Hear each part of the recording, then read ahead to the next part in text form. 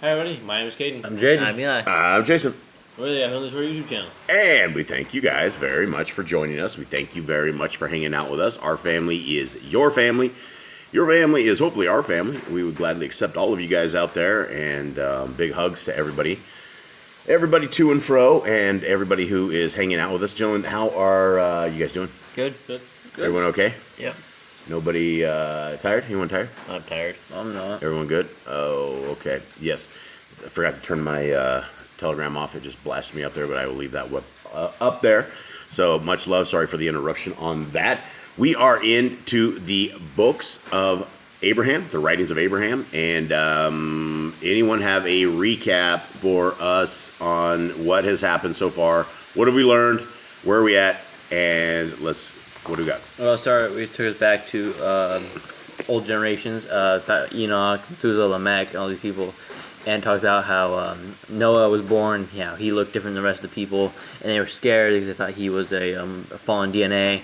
And then they talked about him and his kids, and how we learn about Cain and how he is, or Ham, and how he's descendant of Cain, and that he was to preserve the seed of Cain. So he was like half brothers with Shem and Japheth. And then talked about the flood and them going off, and then talked about how Ham got cursed, but he got his kid cursed, and then Nimrod got the special clothes that Adam and Eve had, which gives them like superpowers, and then he had super spells. Mm-hmm. And then talked about how he confused the languages and how he didn't have all the spells anymore, but he did it since Satan came and taught Nimrod certain things. And now we're to the point where it's talking about Nimrod's life and Terach, Abraham's father, and we're about to learn about Abraham. Yep. All right. Thank you very, very much for that recap. Now, for those who are wanting to read a hard copy of what we are reading here, it is called The Writings of Abraham. There is an Amazon book that is almost available that is a smaller one. I think it's like $12 or $13, something of the sort.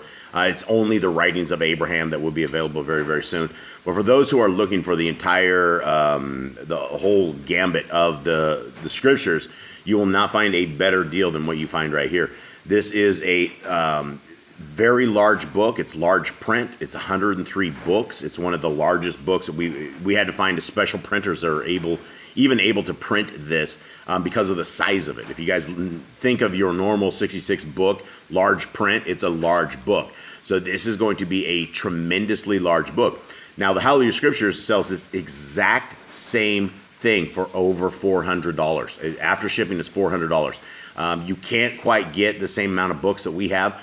We have a lot of different books than they have. We have a lot better translations than what they previously have had. And we fixed a lot of their errors. And as we have been going through these scriptures and proofreading them, we found hundreds of errors in the Hallelujah Scriptures, hundreds of errors that we have fixed over the last year.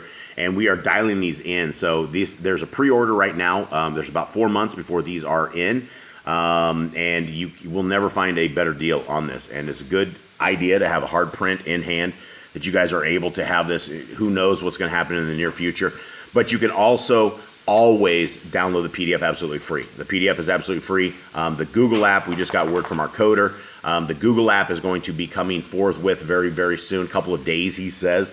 Now, he's been saying that for a couple of weeks, but we are looking forward to him coming forward with that, and that will be absolutely free. You will have all 103 books, and it will be on a Google app that we can read and talk about and discuss, and everything is free. Everything is completely free, and so once we are done with the final scripts as well, Eli will continue on with his eSword project. We had to pull him off of the eSword project because we were not happy with our manuscript as of yet, and so we are working these last 2 weeks diligently going through these scriptures. And again, a huge shout out to a special friend that we have out there, Ruby, who is going through these scriptures, and she's going line by line through the Torah, and that's exactly what we need. And so we have, and again, I'd like to thank Trish, Elliot, everybody on that side who's helping us proofread, everybody here in Boss Clan, Eli, Jade, Ethan, I think, did I say Ethan? You said Elliot. Did I say Elliot? Is he? Okay. The Elliott family. So yeah, guys, stop me when I'm too old and I'm saying it just doesn't come out right. It doesn't make any sense. Stop me before I. It did make sense. You said Trish Elliott's like the Trisha Elliott's. Yeah, the Elliott's and Ethan and everybody who's helping us out with this. So thank you guys very, very much. Much love to everybody out there. And are you guys ready to roll? Yeah. Okay, chapter 21. Anyone have anything? No, I don't think so. I think I'm ready to go. All right, let's ready to rock. Okay, now, my father Terach took many wives and begat many children. And when he was 65 years of age, he took to wife Amthilo, the daughter of Cornebo, the son of Serug, and she was a young woman of 15 years. All right, do we discuss the young age on this? I don't think so. I think we've gone over any of that yet. But I mean, do we discuss that? I mean, because this is, in the world that we live now, that's called, it's called pedophilia, is what it is. Times are definitely different. Times are definitely different. Now, this isn't the youngest that we've heard of being married in this. Who do we know of who's even younger? According to Jasher, it's Rebecca, Isaac's wife. Yeah, she was 13 years old. She was 10? Oh, it's even worse. Thanks, Mr. Cole. I thought it was 13. I thought that was bad. That was 12. Was it 12? Yeah, anyway, that's pretty young. That is very, very, very, very young. What is the difference between back in the days and today? Or is there any difference? I mean, there's a lot of difference. I mean, these people were getting married and they were in covenant with Yah. That is a huge, huge thing. Yeah, absolutely. Now it's just like people doing it for evil and marrying people. Yeah, they're doing it. Yeah, you have these freak shows out there. They have these, what is it, YAMBLA, Young Men Boy Love Association. What? It's literally pedophilia. I mean, we have literally pedophilia at our doorsteps right now with the world that is everybody going to, and it is getting sicker. What they're trying to do is they're trying to make it so that the younger is better, and that instead of being a freak, instead of being a sideshow, instead of being a sinner and an evil person, it's okay, right? Oh, okay, it's okay having that, and it's not. It's absolutely not okay. But because we discuss all things on here, I thought we should take a stop and discuss 15 years old. At least she was 15 years old, young woman, so let's continue. Time was definitely different back then. Time's definitely different back then. Okay, and when Terach was 70 years old, his wife Amthilo conceived and bare him a son, whom he named Abram, which the interpretation is exalted father. For he said, Nimrod hath raised me on high over all his host. Wherefore my seed shall reign as mighty ones, mighty ones forever. Now this Nebuah prophecy he spake, not knowing that it was of Yahuwah Elohim. So I think it's the first time we ever get Abraham's mom. How old? Yeah, and how old was that? She was 25 when she gave birth to him. What did it say? She would have been 25. Terach was 70 years old, so he was 65. That was 5 years old. What is it? Wait, 65? I thought he was 60. It says he was 60. Now he was 65 years old. Yeah, she was 20 years old when she had Abraham. Okay, I thought it was she was 6. That's a really young mother. Okay, not really young mother, but I mean that's young. Okay, continuing on. 22. Anyone have anything else on this? No, I think it's the first time that we do ever hear about Abraham's mom, and never really talks about her. Only mentions Terach, but a lot of times the mom doesn't get mentioned. So we do get a lot of the mentions of moms in this book. Yeah, we do. Okay, 22. On the night that I was born, there were great signs in the Shamayim, and when Nimrod's astrologers saw them, they were astonished, and they spake evil of me to the sovereign, saying that surely I should overthrow his reign. Now, who are these sovereigns? Who are the sovereigns back? Because I don't know if it's a spoiler alert, but who do we know that there was a sovereign at this time? It's Nimrod, right? Well, not sovereign, but who's his mighty men? Who are all around him? Who's the one who gave his idea? You guys remember this? Wasn't it Terach's son? No, who was it? Wasn't that dude Baal Peor around in that time? Balaam? Balaam, yeah. This was Balaam. I think he was, but was this Balaam or not? I think he's over 500 years old by the time they get to thing. It could have been him, but we do know this is true based upon Jasher. It does talk about how like the signs in the Shamayim where there's like the stars start eating other stars, and like it's like this prophecy for Abraham. Yeah, and since this actually doesn't tell any of what exactly it was in the book of Jasher. What they saw in the sky was they saw this star eat other stars or something of the sort, and they figured out that it was basically the birth of Abraham that was going to end up killing King Nimrod, and so this freaked everybody out. But the thing was, Terach was a made man. He was part of this group, right? He was hanging with the top elite of the evil dudes, having this shindig with his kid when they saw this. So this was all stuff that our Creator has orchestrated to be. Okay. 2? Was it 2? Yeah. Wherefore they counseled the sovereign to purchase me of my father, that they might slay me, and thus frustrate the plans of Elohim. Sovereign Nimrod thereupon sent for my father Turach, and spake unto him of the words of the astrologers, and asked for his son in return for a great sum of gold and silver. But the Ruach of Yahuwah wrought upon my father, that he was loath to give me up to the sovereign. On the night that I was born, a son also was born unto one of my father's concubines. And this child my father took unto the sovereign, and the sovereign slew him in my stead. For thus had Elohim ordered that I might grow up to serve him, the only wise and true Elohim, and strive to establish his order in the earth all my days. So we do know that also happens as well as Jasher, so we do have some corresponding stuff with that. Yep. Yeah, no, this is this definitely, all the extracurricular books, this follows right in. You're only getting a couple of other things outside of it. So It's strange that Turach wouldn't obey Nimrod. For some reason, he decided that he wanted to keep Abraham alive, and I guess maybe wanted the power in his lineage or something. No, didn't you hear what he said? He said that Yahuwah softened his heart, or he made it so that his dad gave him up. And so, and what do we know is from the story on that, Eli? About which part? Are you even awake? Yeah. Yes. So Come on. Okay, son. so- It just said the Ruach, like, it No, made it so loathed him. What did it say prior to any of this? What do we know that corresponds with these stories from prior books? we're talking about how they get punished in the end. Does that talk about that in Abraham? How he ends up in the fire. Yeah, he goes to the fire. Okay, so I won't shortly. spoil that then. Yeah, he goes to the fire. Okay, so Eli, you got to stay awake with me here, buddy. Yeah. Scoot up. Okay, are you dozing? No, Seriously? I was confused about which question you were asking, basically. Okay. All right. Well, wake up. Here we go. 23. Thus was my life saved by my father, Turach. And he took me with my mother, Amthelo, and my nurse, Edna, unto a cave hidden in the mountains, some distance from the city of Ur, where he secreted us and visited us each month at the new moon. Okay, I got to go back to this other question and see if I can even remember the phrase this right.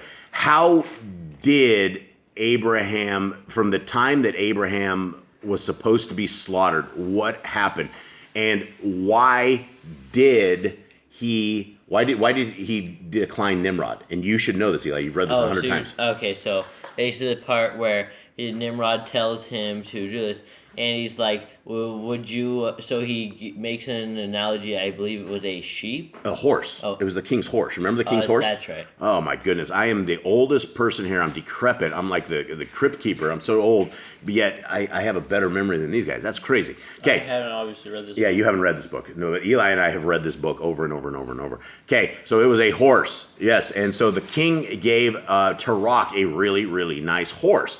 And so right after the king Nimrod told him, hey, you need to come, I'm going to slaughter your kid. King Nimrod, Turach gets some little thing and he goes, oh, by the way, I have another problem. I have another thing that I have. Somebody came to me and they wanted to buy the horse or something of the horse. They wanted to give me something. Basically, take the horse, the horse that you gave me, King Nimrod, for like nothing, for peanuts, right? They give you 50 cents for this thing. It's something essentially is what that was. And King Nimrod goes, what in the world? Why would you ever give the nice stable horse? I gave you this horse, you can't replace it. He's like, do you not have enough money for fodder for the horse? Can you not afford this horse? It was like a great horse. So that was right after he said, bring your kid, let me crush your kid's skull. Then he's like, he was all upset about the horse. And so Turach goes, that's where he was figuring all of this stuff out. If the king wanted him not to give up his prized horse, why in the world would he give up his flesh and blood? Yeah, his prized son. But he did give up another one of his flesh and blood, so I guess he decided less important for the other one. Yep. Okay, let's continue on. 2. For my father thus informed the sovereign that he went each month on the new moon to a spot sacred to his family deity. And we have a lot of people out there that will say that the new moon is the new month, instead of where we have in Enoch that tells us clearly when the new moon and things are. The full moon. Sorry, that's right. They say the full moon is the new month versus the sliver, the very first, the 2% that you see on that. And so there's always that kind of a conflict that we have with that because people just cannot. I guess as a people, we cannot figure out what a new month is, when Shabbat is, when Yah's holy times are. It talked about in I read the other day. I think it's First Samuel a little bit later in First Samuel how David was missing the first of the feast of the first month, which is on the new moon. He's like, hey, where's the actually here our new moon on our new month, our feast we do? And he's like, he's gone, but so that was obviously their first of the month was the new moon. Yeah. There's all these different things out there, but people will spot and pick this, and then it's odd. Okay, all right. So 3. For in the reign of Nimrod, each man worshipped mighty ones of his own make, mighty ones of wood and stone, each after the imagination of his own heart. Thus did I dwell in the cave with my mother Amthilo, and my nurse Edna, and knew no other man save my father Cherach, and my elder brothers Haran and Nachor, who accompanied my father on his visits. So I remember in Jasher it talks about how he was pretty much raised by Noah and Shem. Yeah. It said he knew no other man. So. Hold on, son. You haven't read this story. It gets really good. I haven't read Abraham yet. No, you haven't. So it gets really, really good. This whole thing. So it all comes together. Okay. So let's continue on. All right. Here we go. I heard this popping sound. I look over at Cade. Something's popping off the side of his head. Not sure what's going on. Okay, 24. When I was 3 years of age, Yahuwah visited me in a dream of the night, and he said unto me, Abraham. So, what age do we have, Jubs? 3. 3. That's kind of young. It's kind of young, yeah. It is. Yep. But do you have any understanding of this? I think they had more understanding now. I don't know. Noah popped up when he was just born and stood on his feet and started saying things that, he did the tap dance, and everyone's sitting there with their jaws on the ground wondering what in the world we're seeing here. The fallen has visited us. Okay, so here he is, 3 years of age, 2. And I said, here I am. And he said unto me, Abraham, I am the Elohim of thy father Peleg, and Shem, and Noach. It is I who preserved thy life when the wicked sovereign Nimrod would have destroyed thee. For I softened the heart of thy father, that he should hide thee away. All right, did you get your answers on that, Joseph? Yeah. Okay. Oh yeah. How is the 3-year-old going to comprehend this though? I just feel like I understand like the concepts of like. Well, it's not a. This isn't the final visit. This is a visit. This is like the beginning. The first one. Yeah, this like is the beginning, right? And so you guys. Since you haven't read this book, this is why we were reading this book to get through this. Okay, 5. Thus this I did, for I have a mighty work for thee to do in establishing my order upon the earth. And verily I say unto thee, in the end, through thee, shall this wicked Nimrod be destroyed from off the face of the earth. And spoiler alert, who kills him? Esau, but it didn't be more than over 100 years. Maybe it's like almost 200, I think, after that Esau kills him. Yeah. It's a long time later, but it does happen. Yeah, they lived a long time back in the days. Okay. 6. Behold, thou shalt remain in this cave with thy mother and thy nurse for yet 7 years. And at the end of that time thou shalt depart, and I will send my messenger to guide thee unto the city of thy father Noah, where thou shalt be instructed in the way of life, in the way of Kai. And from that time forth Yahuwah instructed me, often in dreams, of the night, that my mind was opened to the ways of his reign. Okay, so does that explain that to you? He wasn't just 3 o'clock. He wasn't just 3 years old, right? That was the beginning of it. And this reminds me a lot of Samuel, where Yahuwah starts talking to him and teaching him. Shemuel. Yeah, he starts calling him. Who is it, Eli? What is it? Okay, here we go. When I was 10 years of age, I departed from the cave by night while my mother and my nurse slept, and the messenger of Elohim met me and led me to the city of Shalom, where Noach and his son Shem dwelt, and no man knew where I was. Dude, that was probably scary for his mom. Like, Abraham's wandered off at 10. Well, she didn't know he wandered off. She didn't know he was like eaten by wild animals. Probably woke up and didn't see he was there, and she's probably scared. It explains more. And I dwelt with Noach and Shem for 39 years, being instructed in all the ways of the Most High Elohim. Okay, so he was 10 years old, so he was 39, so he'd been 40, almost 50 years old. Because he was 10 before he split. 40, yeah. And he was there for 39 years. That's amazing. That Father Abraham got instructed by Noach, Shem, in the city of Shalom, right? Okay, and finding great happiness and peace and rest therein, I sought for the baraka, the blessings of the fathers, and I received, under the direction of Noach and Shem, those instructions whereby I might enter into the order of the ancients. And I became a rightful heir and Kohen and Hagdal, holding the right belonging to the fathers. For I was ushered into the assembly of the firstborn, and tasted the fruits of Kai, of the Shamaim. So he became a priest. Yeah, he was. Well, he was hanging out with the priestly guys, right? He would have had the greatest influence of all time are the people like Noah and his kid. Okay, 26 will be the last one. In my 50th year, Father Shem called me unto his presence and instructed me to return to my house of my father. For there were many there now who were seeking after light and truth, for they had seen the foolishness of worshiping mighty ones of wood and stone. But they knew not where to find the true Elohim. And Father Shem baraked me, saying, Barak art thou, Abram, of the Most High Elohim, for he hath looked upon thee and found thine heart right before him. For this cause the Most High shall visit thee, and thou shalt stand at the head and be the father of a multitude, for many nations shall spring forth from thy loins. Behold, in thy father's house dwelleth she to whom the promises belong, for she is a princess in the house of the Most High, and shall reign as a queen over thy posterity forever. Seek her, and take her to wife, for she will be the mother of the promised seed. Is this Sarah? Is Sarah talking about? Yeah, this is wife. The Baraka of Elohim of Noach attend thee, my son, as thou journey on thy way, for from this time forth thou shalt be a wanderer in the earth, until thy seed shall come in to inherit this land by the power of Elohim and the sword of his might. Be faithful always. Preach the truth in soberness, and be valiant in the cause of Elohim, and thou shalt be Baruch forever. Amen.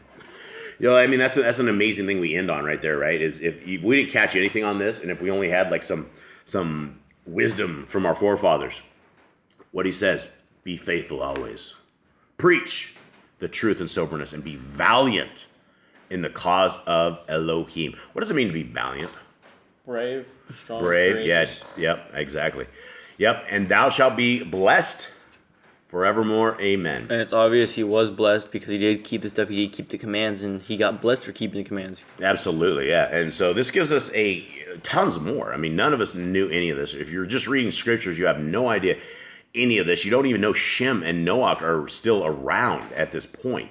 The only time that we get any kind of an understanding of anything about Shem is when the Melchizedek priest, when Abraham goes and beats down the people that took off Lot with Lot and his family, and the Melchizedek priest. But the thing was, he already knew the Melchizedek priest, right? He already knew Shem. He raised him for 40 years. Probably why years. Shem came to visit him afterwards. Probably like, hey, man. Shem's like, hey, we just heard you had a crazy battle. And Abraham goes, look, we're going to send all this stuff to the city, right? That same city that raised me, the same blessed city. And we're going to give 10% of all these bad guys and stuff right there. And so, interesting stuff. Anyone have anything else? I think that's it. I think that's it, but it does show that if you keep the commands, you will be blessed. And if you teach your future generations to keep the commands, they will keep the commands. Yeah, and it's a sad world we live in right now where people will literally fall out of faith, right? They get the faith, but then something stirs them or something shakes them, and even though they know the truth, they fall away from the truth. And like your mother, Miss Nicole, told me this morning, is we don't have a long time to live. When you're talking about 80 years, you're talking about 120 years, that is just, it comes and it goes so fast.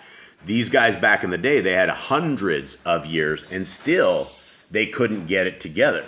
So we have a short time to get our lives together. We have a short time to get and figure out this path to the kingdom, because eternity is forever, right? Eternity is, when you look at eternity compared to the world we are in right now, 100 years, who cares? 100 years is nothing. 200 years, blah. 1,000 years, that's one day in the day of Yah, right? That's his day. Is 1,000 days is a day to him. Eternity is forever, which is why we all need to hook our wagon to the ways of Yah. Why we need to keep the faith. We can look around and we can see the devils and demons that are overtaking this world right now.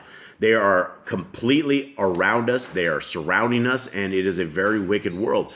The only thing that will save us is our Messiah. The only thing that will save us is a kingdom to come. And this is the time. These are the days. These are the moments that we can use, that we can study the scriptures, that we can get close to our Creator, that we can pray, right? Pray without ceasing, because that's what it says in scriptures. All right, guys. With that, we love you guys. Hope you have a wonderful day. All right. Shalom.